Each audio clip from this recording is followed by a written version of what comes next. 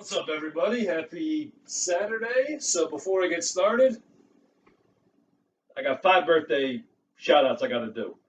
First is to Mike Leahy. He got promoted on Friday, and today's his birthday. So, congrats to Mike. The second is my cousin Chris. He's 26. So, happy birthday, Chris.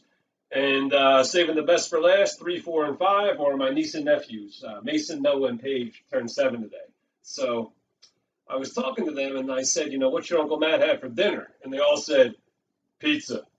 So I figured I'd try something a little different and give you guys an idea for maybe something to do on Tuesday for Cinco de Mayo. I'm going to do a Mexican pizza. So I got these flour, or you could get corn tortillas. They're the 10-inch ones, so that's going to serve as the crust. And we're going to brown some beef and start from there. So this is pretty quick again. And the other thing about this one is you can kind of make it your own. So what I'm going to do is get my beef browned. If you remember, my trick is to let the pan get hot and to get a crust going, just to the first 2-3 minutes, just kind of flatten it out and then leave it alone to let that crust start to build. So in the meantime, I'll talk about what I'm going to do to build the pizza. So I got another pan going with a little touch of oil. I'm going to heat the tortillas for just maybe, 15 seconds on each side, just to get it hot. And then I'm going to throw everything in the oven at about 400 degrees for 12 to 15 minutes. So I'm going to season my beef with a mix of paprika, cayenne, chili powder, some cumin, or if you just got like powdered taco seasoning, that's a lot easier. And I'm going to use salsa as the base in lieu of some tomato sauce. I'm going to throw in some diced onion, and I'm going to do another one of these little cans of the fire roasted green chilies that seem to go well with a lot of different stuff. We're going to top it with some Mexican cheese, and we'll go from there. So we'll be back. So you want to get this beef good and brown, like I said, maybe medium-high heat for about 10 or 12 minutes. Just make sure you're getting all the pink out. And like I said, it's good to build a crust in there. After a couple minutes, I would say when you flip it the first time, put your onions and your spice powder in there. And when this is getting close to getting done, I would get a little plate with a paper towel so you can get some of the fat out of there, because you don't want the pizza to be too soggy. Meanwhile, I would get another pan going with, just like I said, a touch of oil, and about 15 seconds, flip the tortilla on each side, and then we'll be back in a sec to start building the pizza and throwing it in the oven. So the other thing was I got nominated for that 10 albums in 10 days by my man Mike Oxman. So my first one, I got the poster in my living room, so I brought it over. That's my first one. It's, when you talk about rock and roll, what is it? It's like a mixed inspiration of blues, gospel, country, juke joint, everything. And that album, Exile's got it all. So thanks for nominating me, Ox. I figured I'd do this all at once, lest you get inundated with multiple posts from me each day. So I'll be back in a sec to show you how to build the pie. See ya. All right, so I'm about to drain the beef, and then I'm going to throw that tortilla on there and start building everything. So again, when you kind of let the beef sit and mash it, it gets a nice crust going, which is what I'm looking for. A little crust, a little char, just adds a little bit to everything.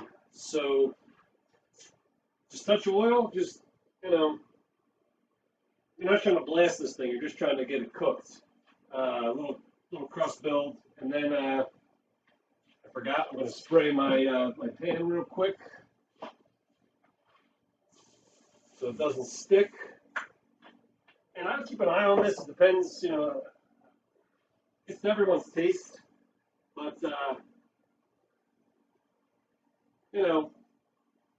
I think about 12, 15 minutes at 400 and you should be good. And again, I'm giving you what I'm going to do for toppers, but you could do, refried beans, you could do corn. There's any number of things you could do with this. And that's the kind of thing that I like, that you're able to build something and make it your own. So I got my little makeshift crust. And instead of tomato sauce, we're going to line it with salsa. This is another thing. I think it's pretty quick. And I think, I try my best to do stuff that's not too labor intensive. And this is another thing, if you got kids at home, I think, kids would like helping with this. I used to do this bake at home pizza with my grandparents, and my sister and I always like to do it with them. I would make sure you got plenty of shredded cheese, because one thing that a lot of people like to do is kind of eat some while they're building it. So have some extra for that.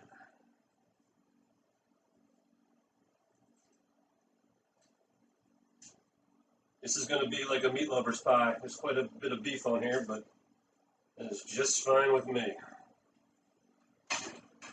So I got some of my green chilies now I'm going to add.